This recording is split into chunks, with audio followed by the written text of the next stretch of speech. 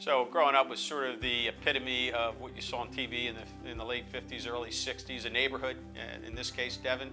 The neighborhood was nothing but cousins and aunts and uncles, almost all of them either immigrants from Italy or second generation. My father being one of those. He was a single father, and he and I lived with my grandparents and his 6 siblings, and it was a great environment. I totally enjoyed it.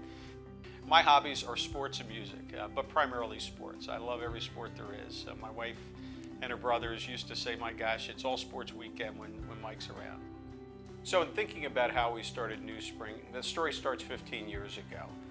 My partner, Mark Letterman, and I had the opportunity to buy an asset from a small local publicly traded community bank. We had the opportunity to acquire it, and we had the opportunity to pursue the dream of investing and backing great entrepreneurs and building a business, and so we did that, and that was 15 years ago. We made an investment early in 2002, a company called eCount, made another investment with a company called Nutrisystems. But at that point we thought, geez, we're onto something. We need to continue to focus on great entrepreneurs in big segments, that is market segments, and if we can do that, maybe we can really build something. And so far we've been able to do that. When I think about leadership, I think about respect, integrity, excellence. I'm less interested in whether the followers like me, but I actually do care whether they respect me. So when I think about my and NewSpring's philosophy of giving back to the community, it really starts with remembering the people that helped me and some of our teammates throughout our lives. And as we became more successful at NewSpring, it became important to me and to our teammates that we give back to others. To do that, NewSpring formed a foundation a number of years ago where we take some of our profits and we fund that foundation and then use that capital to give to those that are less fortunate. So it's really important that those in the community that have risen to levels where they can impact others do so and give back and spend their time, and increasingly spend more of their time giving to others, so that we can make this a better society for all of us.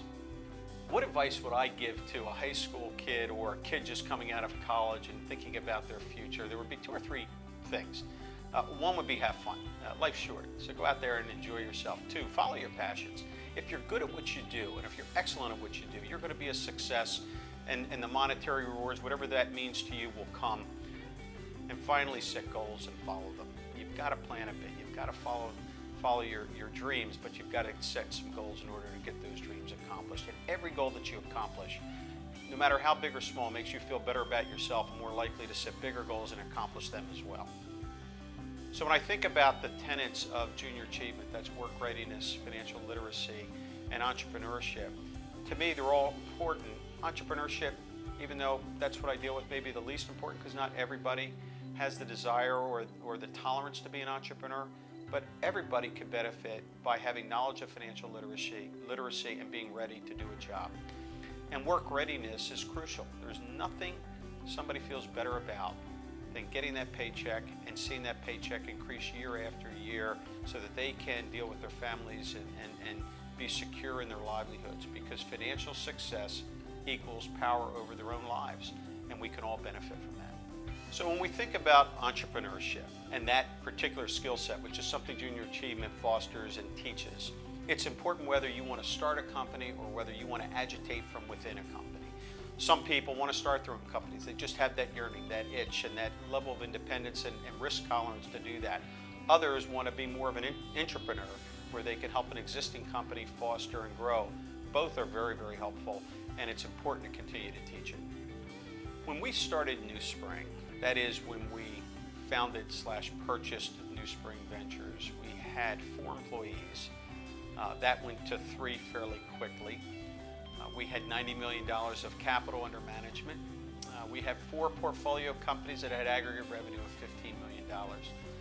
15 years later, we have 34 employees. We have over $1 billion of capital under management, and our companies in the aggregate do about $4.8 billion in revenue.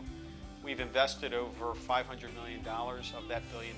We've returned almost $1 billion of that capital, both realized and unrealized.